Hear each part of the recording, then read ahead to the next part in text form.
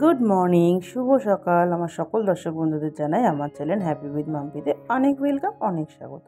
আজ ভিডিওটা সকাল থেকে শুরু করলাম। তো সকালবেলা রেডি হয়ে নিয়েছি আর এখন অফিস বেরোনোর পালা। তো চলুন রেডি হয়ে অফিস যাই। আর সকালবেলা ওয়েদারটা বেশ সুন্দর ছিল। আর সকালবেলা বেরোনোর সময় দেখতে পেলাম গাছে একটা সুন্দর পেঁপে পেকে রয়েছে। প্রভুকে বললাম যে পেঁপেটা পেরে ফেলতে, নাহলে কখন নিজে থেকে পড়ে নষ্ট হয়ে যাবে পেঁপেটা। আর গাছে পাকা পেঁপের একটা স্বাদই কিন্তু আলাদা। তো যাই হোক, এর আগেও অনেক পেঁপে আমাদের কাছে হয়েছিল, আপনাদেরকে শেয়ার করেছিলাম আমরা। তো কথা বলতে বলতে বেরিয়েও পড়েছি। আর এই যে সকালবেলা একটা সুন্দর পরিবেশ, সবাই কিন্তু যে যার কাজে যাচ্ছে। আমার এই সকালবেলার পরিবেশটা এতটাই ভালো লাগে। তো যাই হোক, চলুন সকালবেলা অফিস যাই, কাজকর্ম করে বিকালে এসে কথা হচ্ছে। শুভ সন্ধ্যা। সন্ধ্যাবেলা সন্ধ্যাবাতি করে নিয়েছি। আর এই দেখুন একটা সুন্দর জবা ফুল পাশের বাড়িতে একজনের গাছে হয়েছিল, তো তারা দিয়েছে জবা ফুলটা। কেমন হয়েছে অবশ্যই বলবেন, আমার তো খুব পছন্দ হয়েছে জবা ফুলটা। এসে দেখলাম প্রভু ঠাকুরকে দিয়েছে জবা ফুলটা ঘটের মধ্যে। আরও সব ফুল ছিল, সেগুলো পরিষ্কার করে দিয়েছি, কিন্তু এটা একদম পুরো টাটকা রয়েছে যেহেতু এটা আর পরিষ্কার করিনি। আর এখানে একটা রক্ত জবা হয়েছে, যেটা গণপতি বাপ্পাকে দেওয়া হয়েছে। এখানে চলছে ম্যাগি। কি ম্যাগি? Korean Maggi. নিচে আছে, মশলাটা নিচে রয়েছে, ভালো করে মিক্স হচ্ছে না তো। আমার ছেলে মাস্টার শেফ, এখন কোরিয়ান ম্যাগি বানানো চলছে। হয়েছে? আসার সময় দুটো পাঁপড় নিয়ে এসেছিলাম, এই যে ভাবলাম যে ছেলেটা খাবে।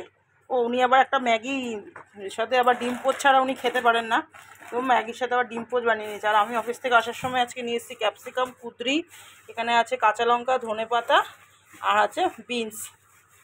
রাতের বেলার রান্নাবান্নার আয়োজন এটা, বুঝতে পারলেন? হয়েছে? হ্যাঁ। সো এটা হচ্ছে আমার ছেলের ম্যাগির ফাইনাল লুক। এই যে ম্যাগিটা হয়ে গেছে, তার উপরে আবার ডিম পোচ দিয়েছে, তার উপরে অরিগ্যানো দিয়েছে। দেখতে কিন্তু বেশ ভালো লাগছে। আর বাচ্চারা কিন্তু এরকম খাবারই বেশি পছন্দ করে। আর ওর খাবারটাও সুন্দর করে পরিপাটি করে বানিয়েও নেয়। তো রাতের জন্য এখানে চিকেন ম্যারিনেট করে রেখেছি। বেশ ভালো করে চিকেনটা ম্যারিনেট করেছি। পেঁয়াজ, আদা, রসুন, গোলমরিচের গুঁড়ো, একটু ফ্রেশ ক্রিম দিয়েছি, দিয়ে ভালো করে চিকেনটা ম্যারিনেট করে রেখেছি। তো এবারে ঘরে যাব, চিকেনটা ম্যারিনেট করে রাখা থাক। আর ঘরে প্রচুর কাজ রয়েছে, এবার সেই কাজবাজগুলো করতে হবে। এই যে দেখতে পাচ্ছেন, ঘরে প্রচুর কাজ, মানে প্রচুর কাজ। এখানে বক্স রয়েছে, চালিয়ে নিয়েছি, আর আমি আমার মতন কাজ করছি। তো আপনারা ভিডিওটা কন্টিনিউ দেখতে থাকুন।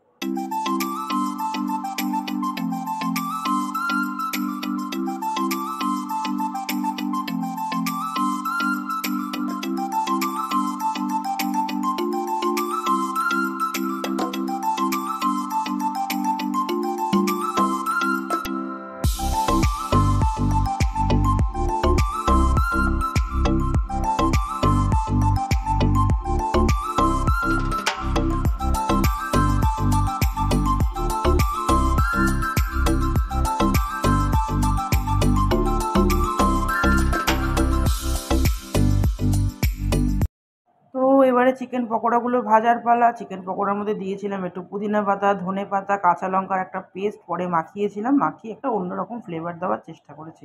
ওই কাবাব টাইপের হয় না, ক্রিমি কাবাব যেগুলো হয়, তো ওরকম টাইপের বানানোর চেষ্টা করেছি। বেশ ভালো হয়েছিল কিন্তু খেতে। তো চলুন দেখাই কীরকম হয়েছে, দেখতে কেমন হয়েছে। একটু বেশি কড়া করে ভেজেছি বলে তো এরকম দেখতে হয়েছে। তো এগুলো হচ্ছে আমরা পকোড়া খাওয়ার জন্য রাখা রয়েছে। আর বেশ কিছুটা যেটা আমরা এই যে চিলি চিকেন হিসাবে ব্যবহার করব। তো চিলি চিকেন তো আমাদের ঘরে খুবই একটা জনপ্রিয় ব্যাপার হয়ে গেছে, যে আমার ছেলে খেতে এতটাই ভালোবাসে। তো যাই হোক, বেশিরভাগ চাইনিজ খাবার বা যে কোনো বাইরের খাবার আমি সবসময়ের জন্যই চেষ্টা করি ঘরেই আমার ছেলেকে বানিয়ে দেওয়ার জন্য।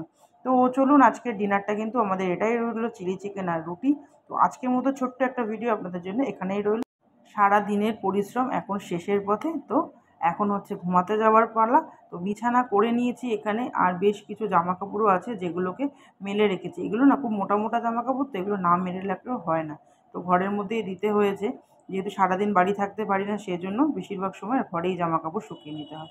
তো চলুন টাটা, দেখা হচ্ছে নেক্সট ব্লগে।